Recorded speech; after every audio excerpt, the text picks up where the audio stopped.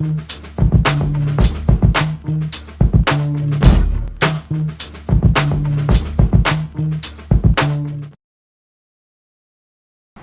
1200, I mean MPC, SP 1200, SP 12, then SP 1200, yeah.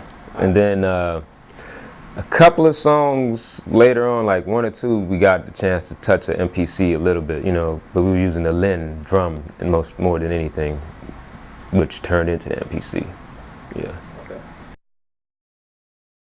Hear Me Not, Believe Me Later, you know, and I liked, production-wise, that was on the second album. We have a record that was, that's another one, My Altitude, but that's another song. I like, man, what was the name of the song? It was, not Hear Me Not, Believe Me Later, but it was, I can't think of the name of it right now, man. It'll come back to me, though. Most of the time, yeah, we had those moments where he'd have an idea or whatever, and then I'd put something to it, or I'd give him tracks, and he'd put something to that.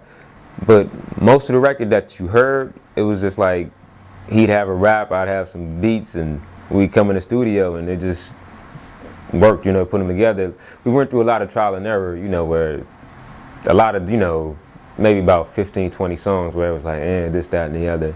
But then it just started coming together where we didn't really have to, we didn't do a whole lot of, here, take this beat and go home and write to it. A lot of times he had something that just worked with, like, out of the first 2 or 3 tracks I played, and it just worked. And, you know, later on in the record, there was a couple where here, take this beat and, you know, put something to it, or he'd be like, I got these lyrics, and I'd make a beat to it.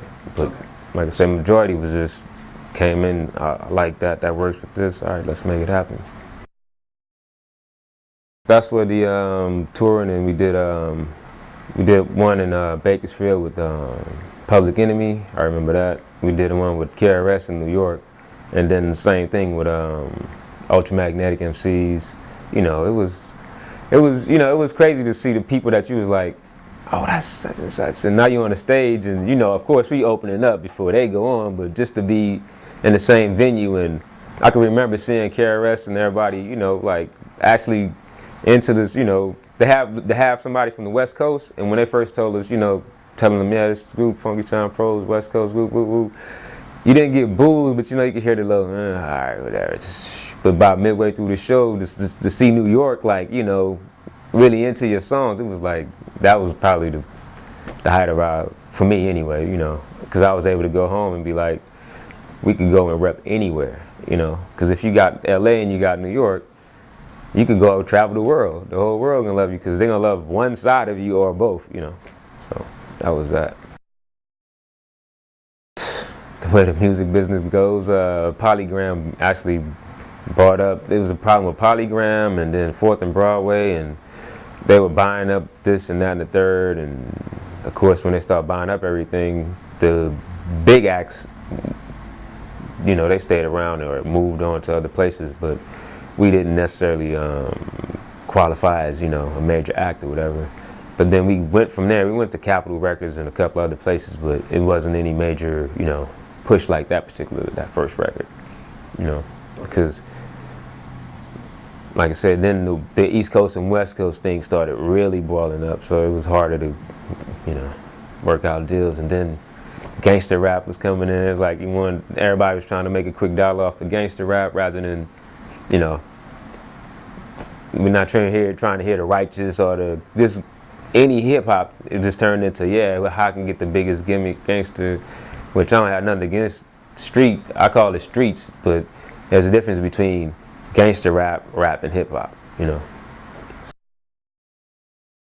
Same thing, well, not the same thing. We had the record done. Actually, we had 2 records. We actually had a straight hip hop record done, right? But then some of us and certain people wanted us to do more of a West Coast record, right? So we started doing more of a West Coast record. Like, whatever, right, I'll do it, we can do that. So the people on the West Coast, they liked the record. The East Coast, they liked the first record, which wasn't really being used no more, and they didn't like the new record.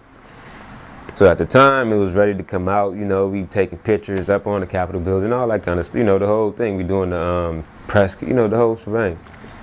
And in the middle of all of that, they shut down the West Coast music division for urban, whatever you want to call it, division, and shipped it all to the East Coast.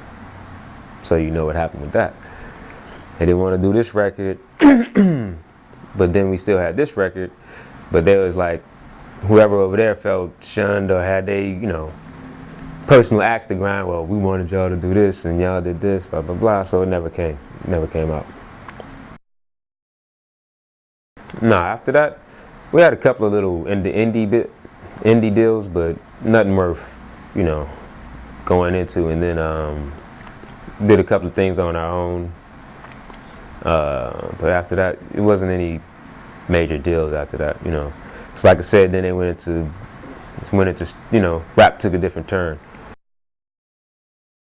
Later on, I did production for Wonder and another cat, my other buddy G, you know, when they did some stuff like, but this was late in the late 90s, right into the 2000s. But yeah, Cali's finest. Yep.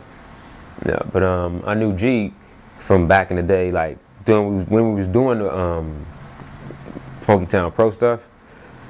That was like the street side of it, you know, because I wasn't just doing hip hop stuff. I was doing street urban stuff. Because I mean, you in LA, you know, young, you in the streets doing whatever. It's things you're supposed to do and not do. And that was, you know, was that side. And I used to do music for a lot of just local cats, you know, different people I knew from the neighborhood and things of that nature. So he was one of the cats I was doing music with. And finally, him and Wonder eventually got together, started working on a record. And it put out 2 records, actually. But it was both indie, you know, independent. So they're still circulating somewhere. Managed stuff, right? Then I started doing this thing called Livewire. I'll give you the, you know, we'll hook up, I'll send you some of the stuff. But that was like the newer crew. Because when we had Funkytown Pros, it wasn't just me and Wonder. Me, Wonder, Manslaughter, we had K-Born, we had H2 Boss. Then we had like my boy Rooster, which is Halo. And then we had a couple other, you know, Freestyle was in there. So, you know, when I was working with Halo and them had another group that was La Famille. That's him, Smoke, and Ines. So I did a lot of production with them. We got a lot of street circulation out of that. But records that came out, I did Dougie D, Def Jef, did some Coca-Cola commercials, and then did a movie for BET called Rhapsody with Wood Harris in it, you know, from The Wire. And then I forgot the girl's name, Regina or something. She was in Showgirls. She was like the best friend.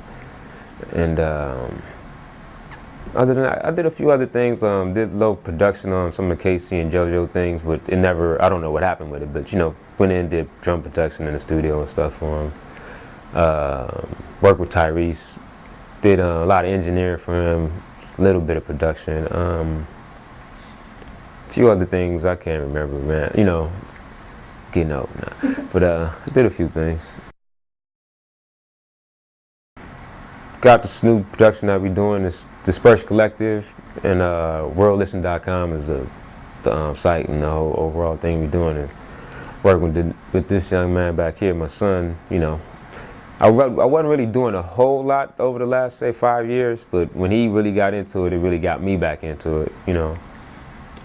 It's like, who better to let him, you know, to show him what whatever I can show him, and, you know, try to protect him or guide him, rather, you know, so he don't run into some of the silly pitfalls that are out there. But other than that, like I said, just their group, still deal with my boys from La Famille and Livewire. That's about it. Mostly the unreleased after, but I have a few gems that were, you know, the early development, real early stages. And that's funny that you asked, because I just went to my boy G. He passed away, you know, rest in peace. I was my dog. But I went to his sister's 50th birthday party not too long ago, and his brother gave me a bag full of DATs, Funkytown Pros and all this stuff. I hadn't seen, man, in at least a good 6-7 years, so I kind of forgot about where they were. So, you know, I got those, so I'm gonna go through those. I gotta find a DAT machine though. Probably go somewhere and find DAT machine for you. That's right. And you know, we'll go through it, you know, and I'll let you definitely, once we get it going, man, I'll make sure I give you a call. You'll be the first person I call and let you know, man. But it tripped me out. I was surprised, you know, I seen the DATs, like, oh, we're just, all right, cool. Thanks, man, shit, you know, but it was cool. Man, I said roughly at least, at a minimum, about 15 to 20 songs on each of them. You know, but we did a lot more than that. But when I get the archives, I'll let you hear it. We have a whole, I think it's about maybe 7 or 8 songs, where it's the whole group thing, everybody rapping on different records, you know. So we did a lot, man. There's still a couple of things up on YouTube. Manslaughter put a few things on YouTube, you know. So we got quite a few songs, though. Well, no, I rhymed on other records, but as far as something that we was gonna put out, yeah, that was the first one. But like I said, when me and Wonder really first got together with Manslaughter, I used to rap a little bit, but not obviously nothing like Wonder, you know. But I could hold my own back then. But I love production more. He knew how to produce, but he loved rapping more, you know. So we just kind of just stopped doing it from there. He stopped producing, I stopped rapping, and you know, every once in a while they always want me to rap. So I'm like, all right, whatever, man. And then, you know, I didn't like anybody write my raps. So it'd take me longer to get that 8 bars or that 16 bars out, and they'd be and went past 2, 3 songs, and I'd be, all right, I'm ready, and all right, we fit you in on this one or something, you know. And then when we came with that Last of the Deep concept, it's like, nah, you gotta be on this one, because everybody's on this one. It was like, that was pretty much it. It was completely, totally, 100% different. It was like you saw somebody, if you remember the East Coast and West Coast at that time, this record sounded like we was from the West Coast, this record sounded like we was from the East Coast. Totally different lyrics, no interchange, and you know, well, let me put this on this, or it was completely different records. The East Coast record, we had about a third of it done, because some of it, you know, when you make an album, you know, well, the way we used to do it, we wouldn't say, all right, we're gonna make 12 cuts, or they say only 12 we're making on a record. So you don't just go out and make 12 records, or you know, 12 or 13 songs. We made like 20 songs, and then we make more songs, and then we would just be making songs in our leisure. Like, we took a full studio to New York when we went out there to perform. You know, we just packed it all and took it, so we were making songs all the time, and that's how some of those songs carried over to the second record. So we had about four songs already ready when we was ready to do the second album. Yeah.